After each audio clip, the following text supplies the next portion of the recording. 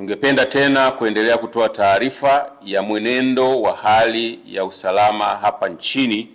kuanzia saa 12 asubuhi ya leo tarehe 10 mwezi wa 12 2025 hadi mchana huu. Hali ya usalama ni shwari na shughuli za kiuchumi na kijamii zinaendelea kama kawaida nchi nzima baada ya mapumziko ya jana ya tarehe 9 wa 12 2025 ya sherehe za sikukuu ya uhuru wa taifa letu.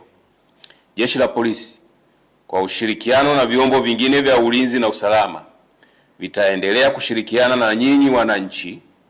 kuhakikisha amani na usalama unaendelea kuimarika hapa nchini, ili hata wale wachache wenye hofu waweze kutoka waendelee na shughuli zao za kila siku za kujitafutia riziki na kupata huduma za kijamii wanazohitaji. Aidha, tunawashukuru na kuwapongeza wananchi wote kwa nafasi zao, kwa namna wanavyoendelea kuwakataa na kuwapuuza wale wanaohamasisha na kuchochea vurugu na ukiukwaji wa sheria za nchi kupitia mitandao ya kijamii na njia nyingine. Aidha, tunatoa rai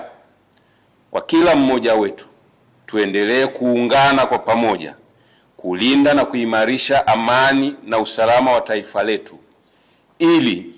liendelee kuwa sehemu salama ya kuishi kwa vizazi vya sasa na vitakavyokuja.